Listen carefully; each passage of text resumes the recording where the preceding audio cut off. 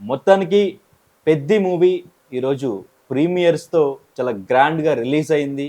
So, already show చూసిన fans అందరూ కూడా చాలా హ్యాపీగా వాళ్ళ రివ్యూస్ చెప్తూ ఉన్నారు. సో, మరి మనతో పాటు సీనియర్ జర్నలిస్ట్ భరద్వాజ గారు ఉన్నారు. ఆయనకి ఎట్లా అనిపించింది movie? So, 'Peddi' movie review అడిగి తెలుసుకుందాం. సార్ నమస్తే సార్. నమస్తే అండి. ఏంటి సార్ 'పెద్ది' మూవీ ఎలా అనిపించింది? అసలు అంటే స్పోర్ట్స్ బ్యాక్ డ్రాప్ అన్నారు, క్రికెట్ అన్నారు, మళ్ళీ అండ్ ఇంకా అథ్లెట్‌గా గూడా రెజ్లరు రెజ్లర్ 3 అన్నారు. అసలు ఆ 3 కలిపి 3 మళ్ళీ ఒక గ్రామీణ ప్రాంతానికి సంబంధించి అసలు స్టోరీ ఎలా ఉండబోతుందని ఒక ప్రిడిక్షన్ కూడా ట్రైలర్ చూసిన తర్వాత ఏం వచ్చింది. లేదండి. ఆయన ఏం ఉండబోతోంది ఈ సినిమాలో అనేది తన హ్మ్. ట్రైలర్‌ల నుంచి, అలాగే ప్రమోషనల్ కంటెంట్ నుంచి జనాలకి కన్వే చేశాడు. ఓకే. అంటే జనాల్ని ప్రిపేర్ చేశాడు. సినిమాకి మీరు ఎక్కువ అంచనాలు ఏసుకోకండి. ఇది ఉండబోతోంది సినిమాలో అని ప్రిపేర్ చేశాడు వ్యూహాత్మకంగానే బుచ్చిబాబు గారు. ఓకే. థియేటర్‌లోకెళ్ళినటువంటి ప్రేక్షకులు డిసప్పాయింట్ కాలేదు. ఏది ఊహించారో అదే ఉంది. అంతకు మించి లేదు. అంతకంటే తక్కువ లేదు. ఓకే. కనుక పర్లేదు అనే మాట బయటకొచ్చిన ప్రేక్షకుడు అనే విధంగా ప్రిపేర్ చేశాడు ముందే. ఓకే. అదొక వ్యూహం. హ్మ్. ఆ వ్యూహం వర్కౌట్ అయింది. అలాగే రామ్ చరణ్ చాలా కష్టపడ్డాడు ఈ సినిమా కోసం. డెఫినెట్‌గా తను 3 వేరియేషన్స్‌లో కనిపించటం మాత్రమే కాదు, ఇప్పటివరకు రామ్ చరణ్ చేసినటువంటి సినిమాలన్నీ ఒక ఎత్తు, ఇది ఒక ఎత్తు. నటుడిగా తను నెక్స్ట్ లెవెల్‌కి వెళ్ళాడు. అంటే డబ్బింగ్‌లో ఆ స్లాంగ్ మెయింటైన్ చేయటంలో అక్కడక్కడ కొంచెం పంటి కింద రాళ్ళలాగా దొర్లినటువంటి డైలాగ్స్ ఉన్నాయి కానీ హ్మ్. ఓవరాల్గా రామ్ చరణ్ చాలా కష్టపడ్డాడు సినిమాకి. హ్మ్. అంటే డైరెక్టర్ ఇంకొంచెం కేర్ తీసుకుని ఉంటే బాగుండేది ఓకే. డబ్బింగ్ దగ్గర. పర్టికులర్గా ఈ డైలాగ్లో అనివార్యంగా దొరలేటువంటి కొన్ని ఇంగ్లీష్ పదాలు ప్రొనౌన్సేషను ఆ ప్రాంతపు యాసలోకి తీసుకెళ్ళి చెప్పించుంటే బాగుండేది, హ్మ్. ఆర్గానిక్గా ఉండేది. అలా కాకుండా వీళ్ళు రొటీన్గా చెప్పేశారు, వీళ్ళకి తెలుసు కాబట్టి. ఓకే. ఇతను తెలిసి తెలియనట్టుగా నటిస్తున్నాడు అని అనుకునే ప్రమాదం ఉంది. ఓకే. అలాంటివి కొంచెం పరిహరించుకుని ఉంటే బాగుండేది. ఓవరాల్గా ఆ క్యారెక్టర్ని రూటెడ్గా డిజైన్ చేసుకున్నాడు. ఈ రూటెడ్గా డిజైన్ చేసుకొని హీరో సెంట్రిక్గా కథను నడపటం వలన ఇది పబ్లిక్ ఇష్యూ.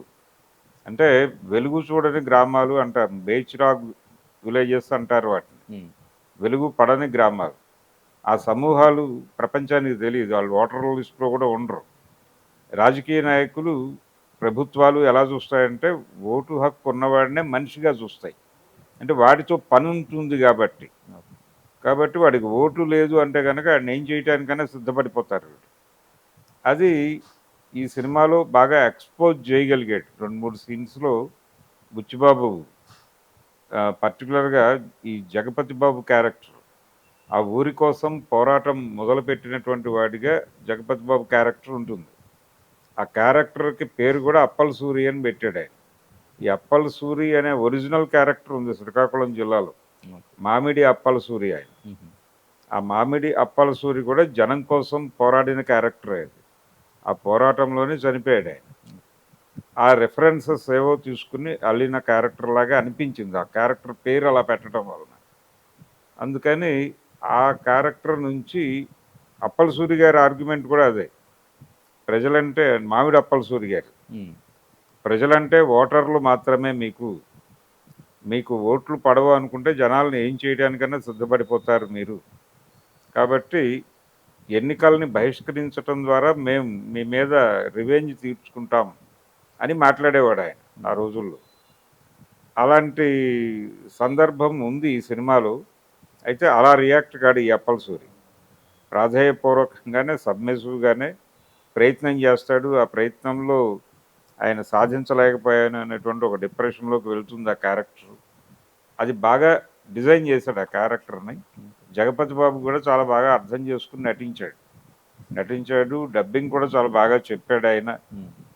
అది వర్కౌట్ అయింది ఆ క్యారెక్టర్. అలాగే రామ్ చరణ్ క్యారెక్టర్లో నిజాయితీ వర్కౌట్ అయింది. శివరాజ్ కుమార్ గారు చేసిన క్యారెక్టరు అది కూడా ఆయన చేయటం వలన ఫ్రెష్గా అనిపించింది అది. ఓకే. అలాగే బుచ్చిబాబు చేసిన ఇంకొక గొప్ప పని ఏంటంటే తను అనుకున్నటువంటి ప్రతి క్యారెక్టర్కి జనాలకి పెద్దగా తెలియని ముఖాలనే వాడాడు. హ్మ్. దాంతో ఒక ఫ్రెష్నెస్ వచ్చింది. కథలోనే ఇట్ సెల్ఫ్ ఒక ఫ్రెష్నెస్ ఉంది. అతను ఇలా వెలుగు చూడని గ్రామ కథని ఎంచుకోవడంలోనే ఒక కొత్తదనం కనిపించింది. ఆ ఊరి కోసం ఏదైనా చేయటానికి సిద్ధపడే యువకుడు, అంటే ఊరిని మోటివేట్ చేయటంగా గనక ఆ క్యారెక్టర్ని డ్రైవ్ చేసుంటే ఒక నాయకుడిగా ఎస్టాబ్లిష్ అయ్యేది ఆ క్యారెక్టర్. ఆ నాయకుడిగా ఎస్టాబ్లిష్ చేయటం అనే ఏరియాలోకి వెళ్ళకపోవడం వలన హీరో తన నిర్ణయాల ప్రకారం ఆ ఊరిని ఎలా బయటకు తీసుకురావాలో తను ఒక స్కీమ్ చేసుకుంటాడు. అది తను ఇంప్లిమెంట్ చేసుకుంటూ వెళ్ళిపోతాడు. దాంతో ఏమవుతుందంటే పబ్లిక్ అవుట్ ఫోకస్లోకి వెళ్తారు ఈ సినిమాలో. అది కొంచెం ఇబ్బంది కలిగించే పరిస్థితి. అది లోపమే సినిమాలో. కథ అనుకున్నప్పుడే వాళ్ళకి అది తట్టి ఉండాలి. ఓకే. తట్టలేదు. వాళ్ళు అలా హీరో క్యారెక్టర్ని ఎలివేట్ చేసుకుంటున్నాం చాలు అని అనుకున్నాడు డైరెక్టర్ గారు. అందుకని ఇది ఒక లోపం సినిమాలో. దాంతోపాటు హీరోయిన్ క్యారెక్టర్ ఇంకొక లోపం. ఓకే. అంటే మనకు ఒక సాంప్రదాయం ఉంది, విలన్ కూతురు హీరోయిన్గా ఉండటం అనేది కమర్షియల్ సినిమాలో ఒక డిజైన్. అందుకని హీరోయిన్ క్యారెక్టర్ని అక్కడ లొకేట్ చేశాడు. ఈ సినిమాలో ప్రత్యేకించి విలన్ అని చెప్పే క్యారెక్టర్ ఏమీ లేదు. అంటే స్ట్రైట్ని విలన్గా చెప్పే ప్రయత్నం చేయటం అనేది అభినందించదగ్గ విషయమే. బుచ్చిబాబు అసాహసం చేశాడు. మన వాళ్ళు ఇప్పటిదాకా ఆ పని చేయలేదు ఏ డైరెక్టర్. ఇతను స్ట్రైట్ని విలన్గా చూపిస్తూ స్ట్రైట్ మెకానిజంని విలన్స్గా ప్రొజెక్ట్ చేస్తూ నడిపాడు. అది బాగుంది. ఆ లైన్ అనుకోవటం దగ్గర వాళ్ళు కొంచెం తెలివి ప్రదర్శించారు. ఇలాంటి కొన్ని మెలకువలు ఉండటం వలన సినిమా కొంచెం ఎంగేజ్ చేసింది జనాలని. రొటీన్ కథలాగా ఫీల్ కాకుండా వీళ్ళు ఎంగేజ్ అవటానికి కారణం ఈ అంశాలన్నీ. అందుకని యాక్చువల్గా అతను ఇంతకుముందు చేసిన ఆచార్య, గేమ్ చేంజర్లతో పోలిస్తే ఇది డెఫినెట్గా బెటర్ సినిమా. థియేటర్కి వెళ్ళిన జనాలకి కొన్ని విషయాలు కొత్తగా అనిపించే సందర్భాలు ఉన్నాయి ఈ సినిమాలో. రామ్ చరణ్ కష్టం వృధా పోదు. ఇది వాళ్ళ టార్గెట్ పుష్పాన్ని కొట్టడం. అది పాసిబుల్ అవుతుందంటారా? కష్టానికి తగిన ఫలితమే వచ్చిందంటారు. అంటే పుష్పాన్ని కొట్టడం అనేది సాధ్యమా లేదా అనేది చెప్పడం కష్టం. ఎందుకంటే హిందీ బెల్ట్లో ఈ సినిమా ఎలా కనెక్ట్ అవుతుంది అనే దాన్ని బట్టి చూడాలి. అయితే ఇక్కడ జనాల్ని ఫోకస్లోకి తీసుకొచ్చి ఇతన్ని లీడర్గా ఎస్టాబ్లిష్ చేస్తూ కథని, అంటే అతను ఒక తనకి తానే ఒక గిరి గీసుకున్నాడు డైరెక్టర్. గెలిచిన వాడు మాటలు ప్రపంచం వింటుంది అని ఫిక్స్ అయ్యాడు. తను ఫిక్స్ అయ్యి ఆ గెలుపు కోసం కసరత్తు చేసే ప్రోగ్రాంలో హీరో క్యారెక్టర్ని పెట్టేశాడు. హీరో క్యారెక్టర్ జస్ట్ ఒకటే సింగిల్ ప్రోగ్రాంలో నడుస్తుంది. అలా కాకుండా తమ మీద ఈ అణిచివేతలు, ఈ దొంతర్ల సమాజంలో జరుగుతున్న అణిచివేత గురించి మాట్లాడే ప్రయత్నం గనక చేయించుంటే ఆ క్యారెక్టర్తో అది డెఫినెట్గా బెటర్ వేలో వెళ్ళేది. అంటే ఒక ఫైటింగ్ ప్రోగ్రాం లేదు సినిమాలో. తను మాట్లాడతాడు, అవతలవాడు కన్విన్స్ అవుతాడు, ఏది అనుకున్నారో అది జరిగిపోతుంది. అలా ఉండదు జీవితం. సినిమా కథ కాబట్టి అలా ఎమోషనల్గా నడిపేశాడు. కానీ ప్రతి చిన్నది సాధించుకోవటానికి చాలా బీభత్సమైన యుద్ధం చేయాల్సి ఉంటుంది. ఆదివాసీలు ఐటీడీఏలు సాధించుకోవటానికి చాలా యుద్ధం చేసి చాలా నెత్తురు పారిస్తే కానీ అవి రాలా. శ్రీకాకుళ ఉద్యమం సాధించిన విజయం ఐటీడీఏ, ఎంతమంది చనిపోయారో లెక్కలేదు అందులో. ఇలాంటివి కొంచెం పట్టించుకుని ఉంటే బాగుండేది. స్ట్రైట్ని విలన్గా ఊహించిన పెద్ద మనిషికి ఈ ఎలిమెంట్స్ ఎందుకు తట్టలేదు అని అనిపించింది. అయితే రామ్ చరణ్ ప్రతి ఈవెంట్లోనూ చెప్పుకొచ్చారు, RRR రంగస్థలం లాగా ఈ సినిమా కూడా డెఫినెట్గా నా కెరీర్లో ఒక మంచి మూవీ అవుతుందని చెప్పారు. లేదు, ఇప్పటిదాకా ఆయన చేసిన క్యారెక్టర్లు అన్నింటిలోకి ఇది బెటర్ క్యారెక్టర్. డెఫినెట్గా నెక్స్ట్ లెవెల్లో తన పెర్ఫార్మెన్స్ కూడా చాలా పరిణతి చెందింది. ఢిల్లీలో ఒంటరిగా తపన పడుతూ ఆ ఊరు గురించి ప్రభుత్వం దృష్టికి తీసుకురావడానికి కష్టపడే సన్నివేశాల్లో చాలా బాగా నటించాడు అతను. కాకపోతే ఆ సీన్లన్నీ కూడా ఒక కథలో ఉన్న డొల్లతనాన్ని చూపించినాయి. అలా కాకుండా పబ్లిక్ ఇన్వాల్వ్మెంట్, పబ్లిక్ని అవుట్ ఫోకస్లోకి నెట్టేయకుండా కొంచెం ఫోకస్లో ఉంచుంటే ఇది ఇంకొక బెటర్ సినిమా అయి ఉండేది. అది జరగల. అది జరగకపోవడం అనేది మరి వాళ్ళు ఎలా ఆలోచించారు స్క్రిప్ట్ రైటర్లు అనేది. లాస్ట్ 40 minutesని హైలైట్ చేస్తూ వచ్చారు ప్రతి ఈవెంట్లో కూడా. లాస్ట్ 40 minutes చాలా ఎమోషనల్గా గుండె బరువెక్కిపోతుంది అన్నారు. అది ఏమన్నా అంతేం లేదండి, సినిమా నార్మల్గానే ఉంది. వాళ్ళు చెప్పినంత ఉమ్, లేదు కానీ ఎమోషనల్గా అయితే ఉంది. ఓకే. ఎమోషనల్గా ఉంది, ఒక త్యాగం ఉంది ఉమ్, ఆ క్యారెక్టర్లో. అవన్నీ వర్కౌట్ అయినాయి. ఉమ్, వర్కౌట్ అయినాయి అంటే ఆయన చాలా చెప్పాడు. 50 సార్లు చూశాను క్లైమాక్స్, ఓకే. నాకే కన్నీరు వచ్చింది అన్నట్టుగా డైరెక్టర్ గారు మాట్లాడాడు. ఉమ్, అంటే తన వండుకున్న వంటకం కాబట్టి తనకి ఉమ్, అది గొప్పగా అనిపించి ఉండొచ్చు, కానీ ఆ కథలో ఉండాల్సిన లోపాలు ఉన్నాయి. ఓకే.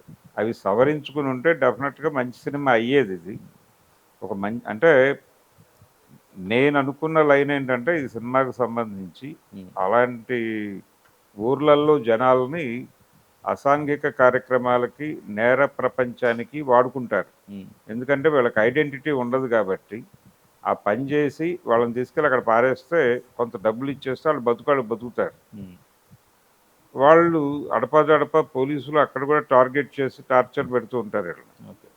అలా ఈ లెక్కల్లో లేకపోవడం, గుర్తింపుకు నోచుకోకపోవడం ఉమ్, అనేది వాళ్ళ జీవితాలకు ఒక శాపంగా మారుతుంది. ఉమ్, దాన్ని ఇంకొంచెం బలంగా చెప్పి ఉండొచ్చు. అది చెప్పే ప్రయత్నం చేయలే ఆయన. ఓకే. వాళ్ళకి ఏ రకమైన ప్రభుత్వ పథకాలు అందకపోగా వాళ్ళని నేరస్తులుగా చూస్తుంది ప్రపంచం. పారిశుధ్య పనులు అన్నీ వాళ్ళతోనే చేయించుకుంటారు. అందుకని అక్కడ ఇంకొంచెం రూటెడ్గా వెళ్ళి ఆ ఊరి గురించి, ఆ ఊరి చరిత్రని, వాళ్ళ సఫరింగ్స్ని ఇంకొంచెం బెటర్గా ప్రొజెక్ట్ చేస్తే బాగుండేది. ఓకే. ఆ ప్రయత్నం చేయలే అతను. అది ఒక డొల్లతనమే. ఓకే. అలాగే జనాల్ని అవుట్ ఫోకస్లోకి నెట్టి హీరోని ఎలివేట్ చేయడం కోసం చేసిన ప్రయత్నం కూడా డొల్లే. ఓకే. అలాంటివి కొన్ని పరిహరించుకుని ఉంటే ఇది మంచి సినిమా అయ్యేది. పర్లేదు, ఇప్పటి వరకు ఉమ్, సినిమా ఎంగేజింగ్గా నడపగలిగాడు. ఓకే. కమర్షియల్ సినిమా పర్పస్ అదే. ఓకే. కానీ అంటే రామ్ చరణ్కి ఈ మూవీతో పాన్ ఇండియా మార్కెట్ ఓపెన్ అవుతుందంటారా కొంచెం భారీగా? ఆయన ఆల్రెడీ పాన్ ఇండియా మార్కెట్లో మంచి ప్రెజెన్సే ఉంది ఆయనకి. ఉమ్, మంచి ప్రెజెన్స్ ఉంది. RRR 1000 crore క్లబ్లో సినిమా ఉమ్, 1200 కోట్లు కలెక్ట్ చేసింది ఆ సినిమా. కాబట్టి తన ప్రెజెన్స్ ఉంది. స్థిరపరచుకుంటాడా లేదా అన్నది ఈ సినిమాతో తెలియాలి. ఓకే. అంటే ఈ కంటెంట్ అక్కడ ఫ్రెష్గా అనిపిస్తాయి. ఉమ్, హిందీ బెల్ట్లో బాగానే ప్రమోట్ చేశారు సినిమాని. ఆ ప్రమోషన్ వర్కౌట్ అయితే సినిమా వెళ్ళిపోవాలి అక్కడ. ఉమ్, అక్కడ గనక కరెక్ట్ అయితే వీళ్ళు 1000 crore క్లబ్లోకి చేరుతారు. ఓకే. కానీ అది కాదు వీళ్ళ టార్గెట్. పుష్పాన్ని కొట్టాలి. ఉమ్, పుష్పాన్ని కొట్టడం జరుగుతుందా లేదా అన్నది అయితే కొంచెం డౌటే. ఓకే. చూడాలి. ఉమ్, దురంధర్కే సాధ్యం కాల. ఉమ్, అందుకని అయితే ట్రాక్లో పడ్డాడు రామ్ చరణ్. ట్రాక్లో పడ్డాడు. నెక్స్ట్ సుకుమార్తో సినిమా ఉంది. ఉమ్, బహుశా ఆ సినిమా దీనికి నెక్స్ట్ లెవెల్లో ఉండొచ్చు. అది ఏదైనా వర్కౌట్ అయ్యి ఆయన కోరిక తీర్చొచ్చు. ఓకే.